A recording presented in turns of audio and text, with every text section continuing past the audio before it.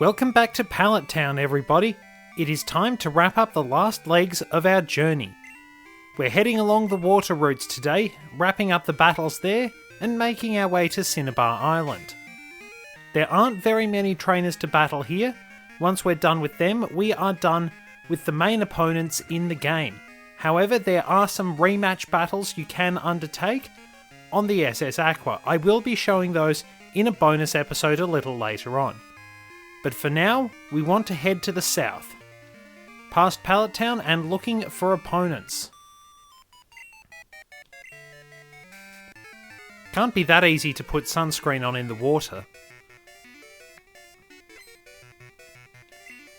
Anyway, decent amount of Pokemon on this team, but they're not going to be that powerful. Gibson is taking care of things. He can be particularly handy in the upcoming gym battle, but then again, pretty much any member of the team can. With the possible exception of Sunny on account of the fact that it is a Fire-type gym. She will need to catch up a little bit, but I'll make sure to train her later on. Been a bit of a busy week.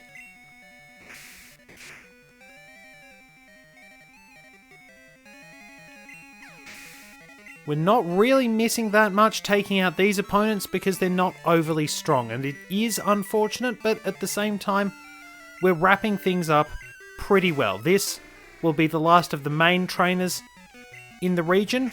We have the gym leaders and one important battle to go. The battle atop Mount Silver, as I'm pretty sure you all know. So is there going to be Dugong as the last one? Yep.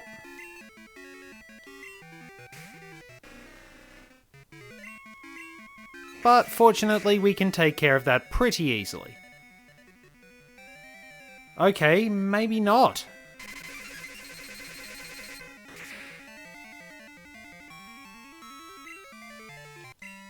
Evidently, it's bulky enough to hold on, just. Dugong's stats are fairly well balanced, but they're not really outstanding.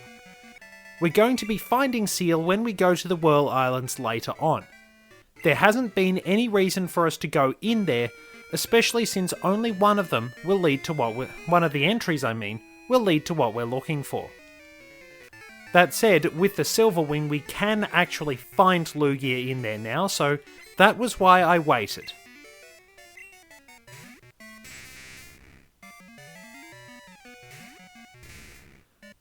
And fairly easy to dispatch with Earthquake. If I'm going to be honest, I'm not entirely sure why I taught Gibson Fury Cutter. I suppose it was curiosity and I wanted to try and use it, but Slash is better overall.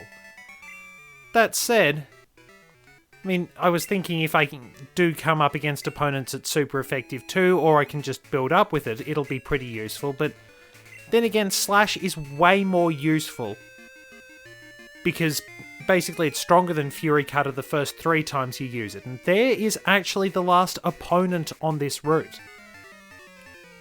Fury Cutter's power keeps doubling, which is good, but it will reset if you don't use it, and it does have that slight chance of missing. It's much better when its power is increased in later generations.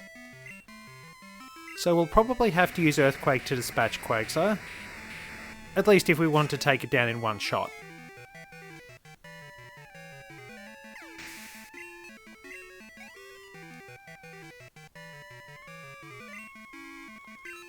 And Octillery. Particularly useful, as I mentioned in the spotlight on Remoraid. Okay, these Pokemon are actually holding on fairly well.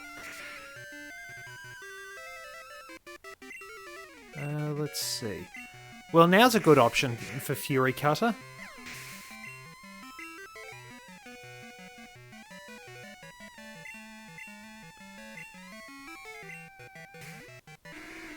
Basically cherry tapping to finish off. If you can learn False Swipe, I'd probably give him that in later generations. I'll have to check it up and see.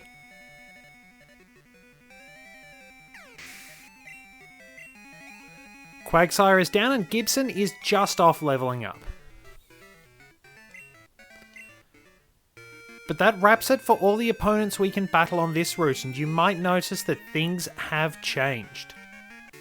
In the 3 years between the red and blue and gold and silver, Cinnabar Island suffered a volcanic eruption that wiped everything out. The Pokemon Center was rebuilt, but the mansion, the gym, the research laboratory, gone. Just brushed aside in a furious act of nature. Admittedly, it doesn't look like it's built on a volcano, probably an undersea one. But then again, it's probably not the best idea to have built on a volcano. You could find a certain item with the rock climb here. And maybe there's a hidden one here. There is, and it's a rare candy. Remember that one. But we can also talk to Blue. We'll have to talk to him once we've beaten Blaine, though. If we talk to him now...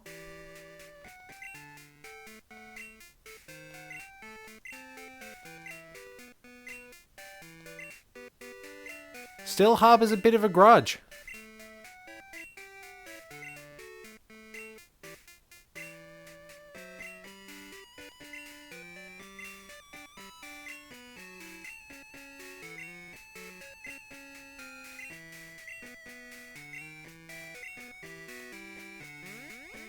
Righto, so I think you have to have beaten all the other gym leaders in the remakes.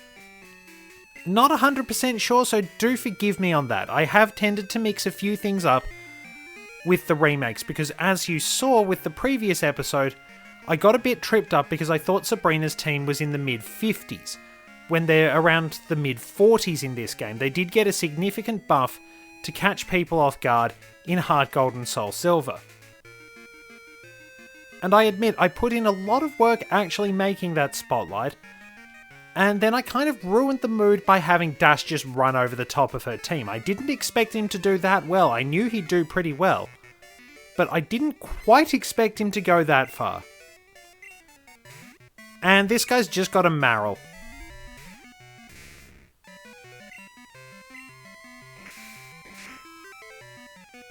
Oh well, that's how it goes. I will probably wrap up all the trainers on the sea routes, and then we can have a double featured gym battle in the next episode.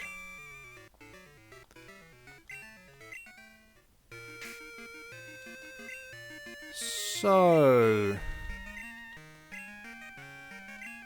probably should give Torture a run because he can actually use Thunder Punch. This is why I gave him that move. Give him the amulet coin and watch people be completely surprised as they're flattened by him. How's Sunny doing in terms of experience? Probably get her to the next level and then wind up using that rare candy, but we have a few trainers to look for out on this route. Or do we only have the one out here? No, they're probably just scattered around. Our repels. But we have neared Seafoam Islands, as you can probably see. I'll just check around if there are any more trainers.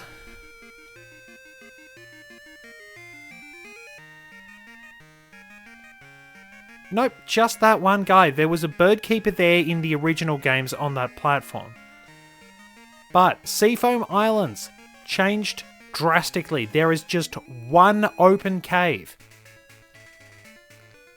We're not exactly sure what's happened, but there is just that one cave, and that is where Blaine has his gym.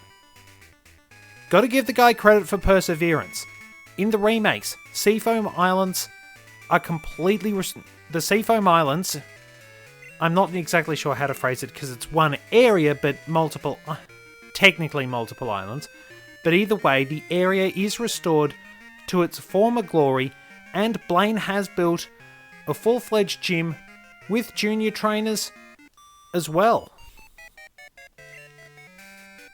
It's a bit different, but nonetheless, he's managed to get everything up and going no matter what. You got to admire the guy's perseverance. It makes him look even better compared to the somewhat unprofessional attitude a couple of the Johto gym leaders have. We're looking at you, Claire.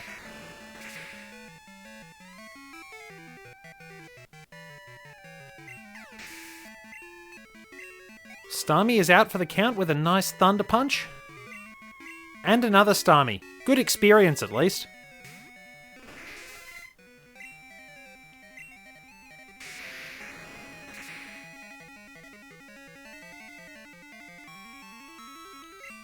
So, as I've said before, second verse, same as the first.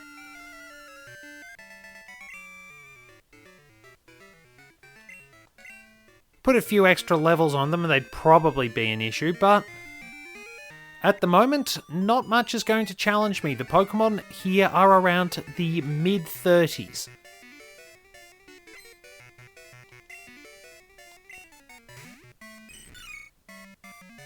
Thankfully, apart from the special episodes focusing on the SS Aqua trips, you're not going to have to worry about me facing a whole lot of underleveled Pokemon. I apologise if that's been boring.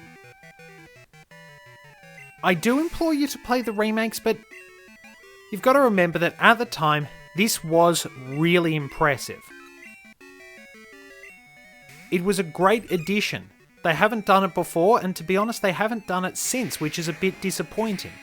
It would be nice to actually have a challenge where you can go back to different regions. It does trade on nostalgia a little bit, I'll admit.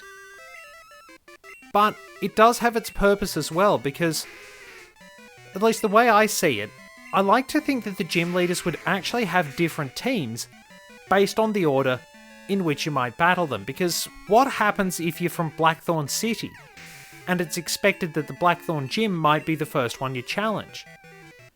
If there's not a specific order for the gyms to be battled in, according to the regulations, you could face them in any order, very much like you can in Kanto. So it is entirely possible, hypothetically speaking, that you could wind up, say, facing Claire first, then Morty second, and as a result they could wind up having different teams based on when you face them. I think that would be interesting anyway. But enough about my little rambling ideas, let's get on with the rest of the battles and wrap up the last of the sea routes, Route 19.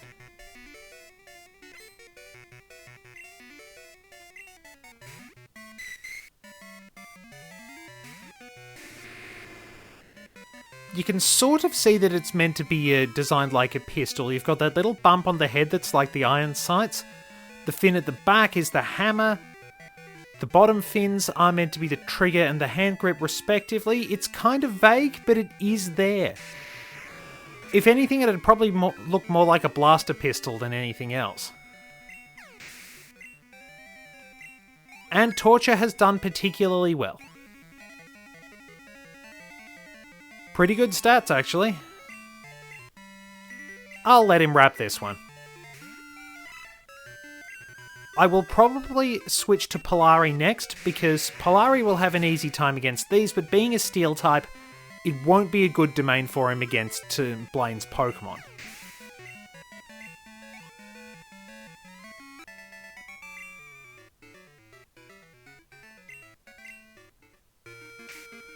So we'll just quickly switch everything over and then we can continue on our merry way. Route 19 will take you back to Fuchsia City. On the first lot of batteries for my Game Boy Color, Fuchsia City was as far as I got when they finally ran out. Had pretty good economy if I'm going to be honest.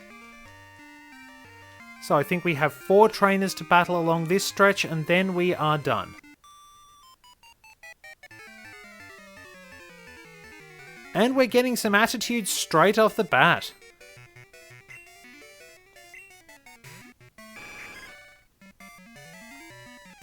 But Seeking is not going to stand a chance against Polari.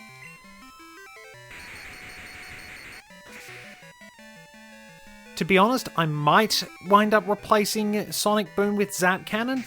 I'll just have to see what happens.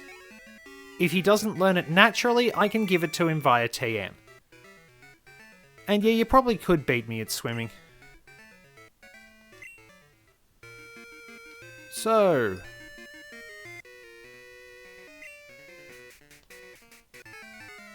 that's odd, he didn't actually...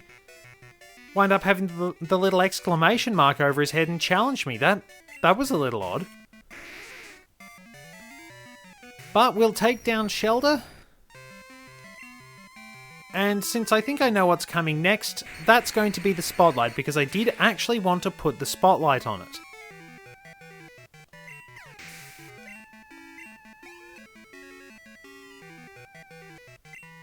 Yep, here we go.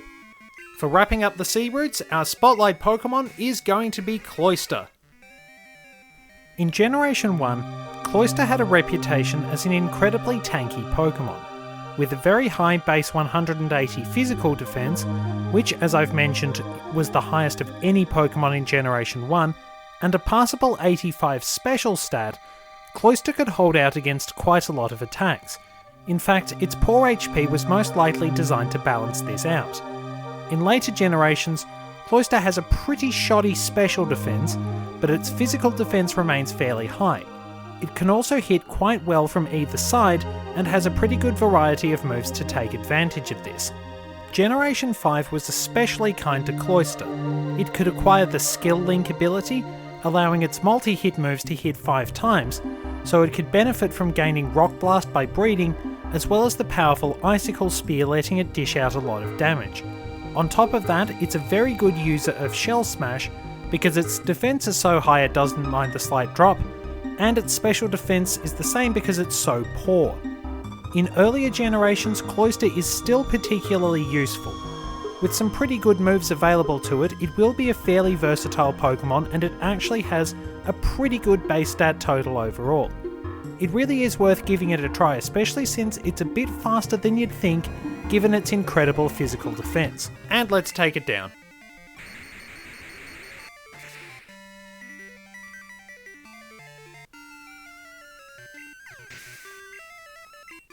Nicely done, and some good experience on top of that. Seems like Pokemon that evolve with stones actually give out decent experience, probably because they're harder to come across. And here we are.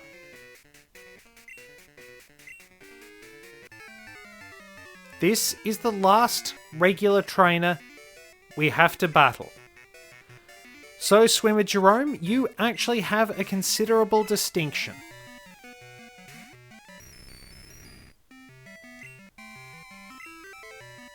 Actually, there might be some trainers at the Lake of Rage I have to battle. Because I didn't actually go back and check who was there after we'd beaten everything.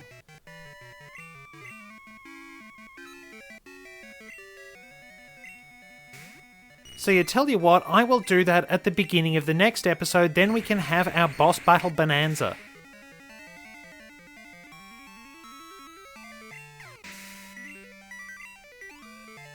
And yes, a level 28 trained Goldeen will give 666 experience points. So if you're superstitious, try to use experience modifications.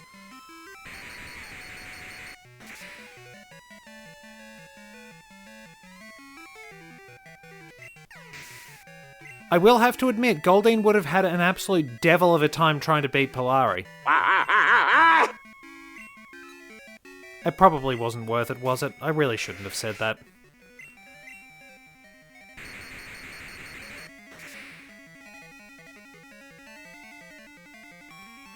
Actually, I might be able to tack everything on to the end of this episode. We'll wrap up all the regular battles. And now Polari is trying to learn Zap Cannon. I will probably not worry about Zap Cannon at this... Actually, no, I will. I'll get rid of Sonic Boom just so he has that extra option. While it's weaker than Thunder, it does give me instant paralysis and I have Lock On, so we'll see how it goes. Anyway, we set foot on the shore. Walk past a couple of random fat guys we can't battle. Thank you, I didn't need to know that. But they have been working on clearing the road. You have to come through there from Seafoam Islands and Cinnabar Island, I believe. I will heal the team, and I will see you up at the Lake of Rage, just in case there are any Pokemon trainers to battle. Okay, so we're on the way to Lake of Rage. You might remember I mentioned this gatehouse. I probably showed it to you, but make sure to stop by and get Sludge Bomb, because I didn't do it in this particular incarnation of the game.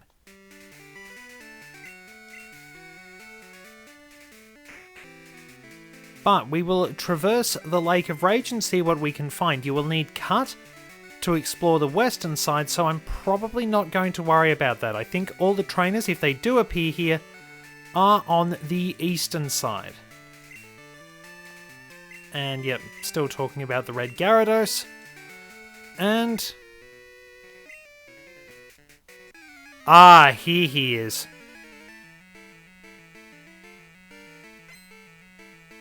Oh no, not 6 Magikarp. I can't remember if I've battled the trainer with 6 Magikarp or not, but... there's usually one in each game. I'll have to actually check where he is. Let's put that up on screen.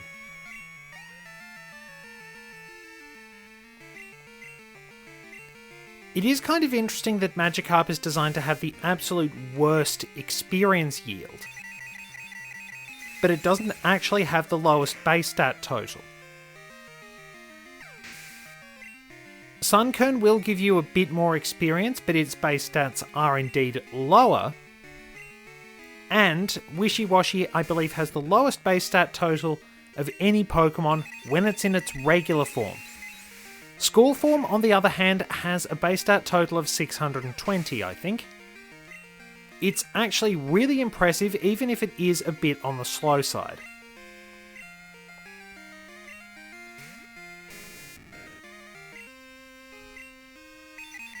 And there we are, a fairly pointless battle. I think it kind of sums up things about Kanto, really, but honestly, we should be battling stronger Pokemon than this at this point in the game, given we have to defeat a level 31 Pokemon in the gym. So, Mr. Fisherman, what do you have?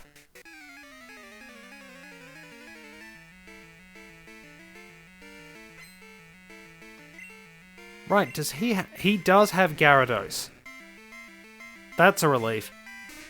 It would be very disappointing if it was just a Magikarp.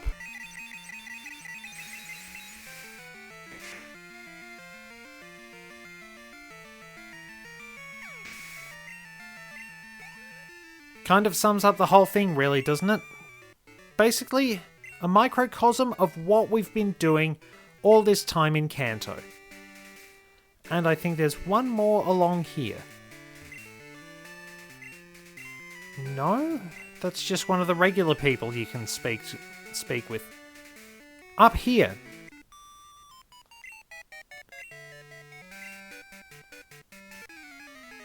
I probably shouldn't tell her I caught it. So, what do you have? Skiploom.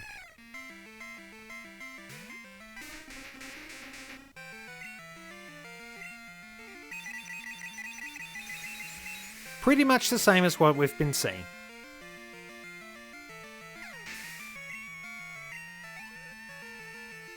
And still not quite enough for Sunny to get that level up. Oh, Ninetales, I can probably knock this out with Psychic. The level discrepancy will be a fair amount, but you're not going to see Ninetales that often. Quite a good Pokemon, especially in Generation 1 with its solid special stat, however that became its special defense and it lost a bit of power. It did have a good niche as a drought setter, given it actually acquired that as its hidden ability, but then unfortunately Mega Charizard Y came along. So we'll pop on a Repel. I think we'll have a quick look around because as far as I know you do need Cut to get all those, and I don't have any Pokemon with Cut on me. Yeah, that item you probably do need Cut. Yeah, you need Cut to get that. There aren't any trainers around the other side of the lake, just areas you can navigate with Cut. So, that wraps absolutely everything up for the battles with trainers. At least the regular ones. We will be moving on to battle Blaine and Blue in the next episode, And then we'll be heading out for Mount Silver because we have all the badges in Kanto and Johto. Thank you very much for joining me, and I'll see you in the next instalment of our scenic tour through the Kanto region, with a little bit of Johto seasoning thrown in.